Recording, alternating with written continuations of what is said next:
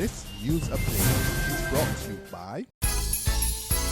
It's the most wonderful Christmas with Flow, with 5 ways to win $50,000. Just activate any prepaid or postpaid plan, top up $15 or more, pay your bill on time and in full, or sign up for the best in entertainment with Flow TV. That's 5 wonderful ways to win $50,000 from Flow. All this and much more from Flow this wonderful Christmas. Visit us in-store today.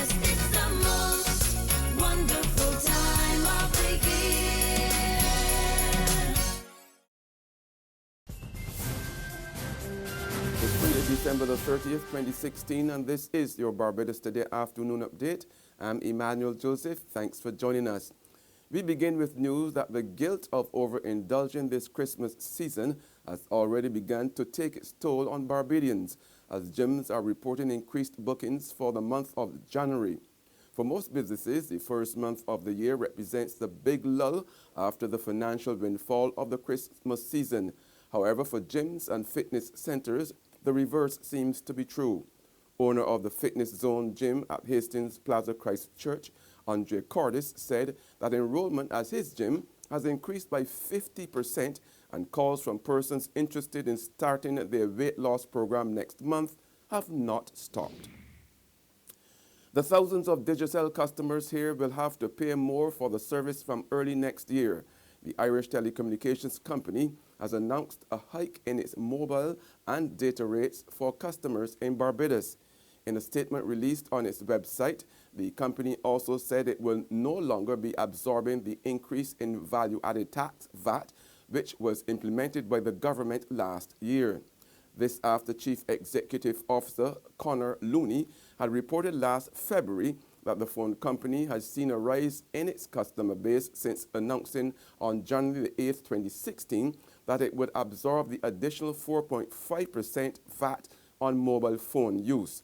However, while blaming the increased cost on doing business on the island, Digicel said it would be increasing its rates for prepaid and postpaid mobile, as well as for its data services.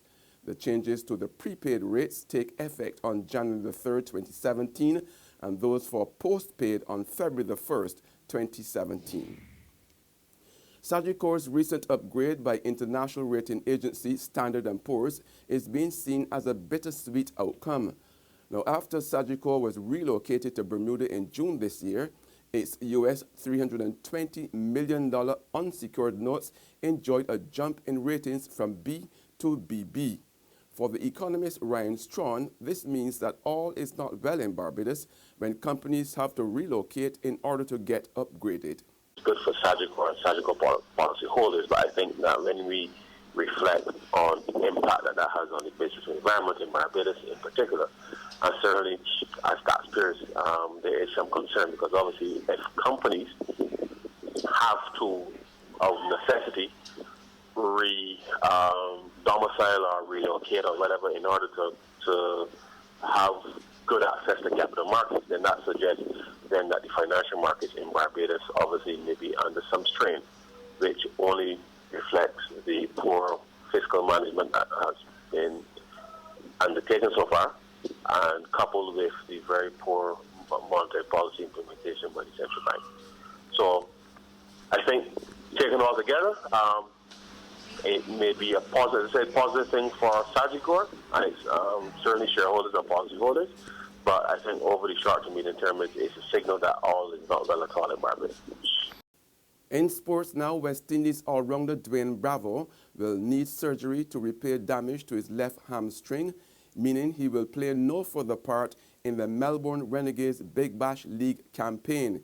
He was stretchered off during the Renegades match against the Perth Scorchers on Thursday night, and subsequent scans revealed the injury would sideline him for an extended period.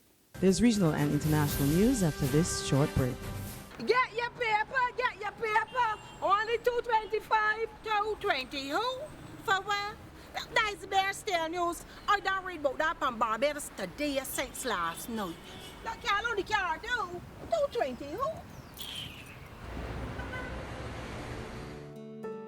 The Barbados Today, news you can trust.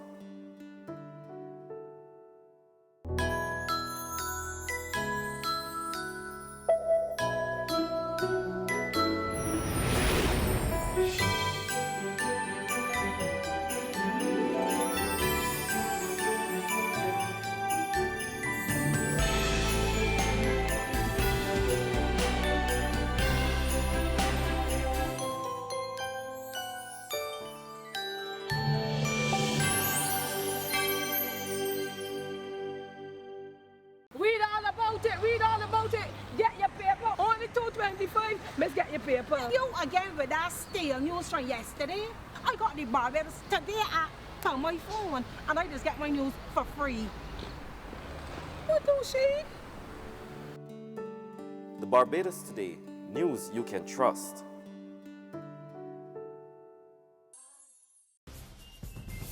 Welcome back with news from the region now. Antigua and Barbuda's Prime Minister Gaston Brown has stoutly defended his government's commitment to the highest standards of propriety.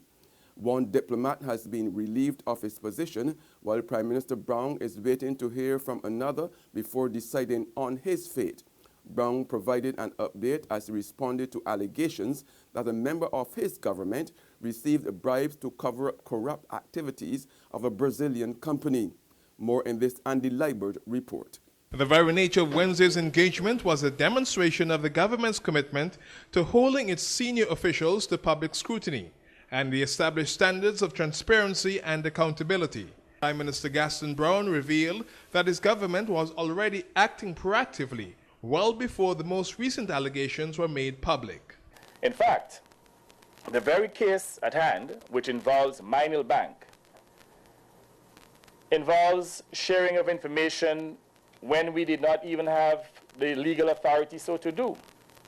Because in July of this year, when a request was made to seize 69 accounts at Minil Bank, my government, through the ONDCP, moved expeditiously to seize the accounts, utilizing an administrative order, even before a formal request was made. Brown is also standing firmly behind the leadership in the ONDCP, the lead agency on matters of cooperation and solving global financial crimes such as money laundering. And on the international scene, Russia proposes to expel at least 35 American diplomats in retaliation for Washington's sanctions against the Kremlin. The Obama administration has said the sanctions were in response to allegations that Russia had meddled in the 2016 U.S. presidential election. The Kremlin said there was going to be reciprocal action when it came to these sanctions and these expulsions of 35 Russian diplomats from the United States.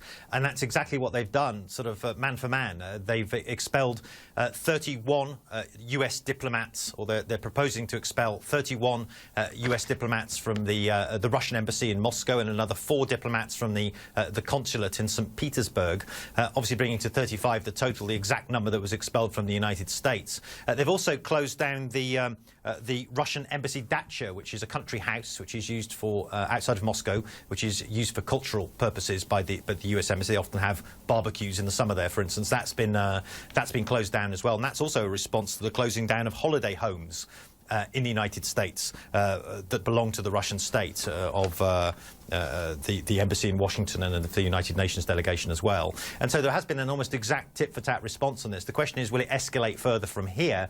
Because obviously the Kremlin is very aware, and the Obama administration is very aware of this as well, obviously, that there is going to be a change of office, a change of power in the United States very shortly, in less than 3 weeks. Donald Trump, the president-elect, is going to come into the White House, and he's had a much more sympathetic view up until now of the Russians, and the Russians certainly see him as somebody they can do a deal with. And so it may be that this tit-for-tat, Cold War-style expulsion thing that we're seeing at the moment could be the end of the matter. That's news and sports, but for the very latest, visit our website at www.barbadostoday.bb. Also subscribe to our e-paper, email updates, and like us on Facebook. We are also on Izumi Media in bus terminals, our screenplay at supermarkets and gas stations near you, as well as Channel 99 on Flow TV and Mix 96.9 FM. I'm Emmanuel Joseph. Have a fantastic day.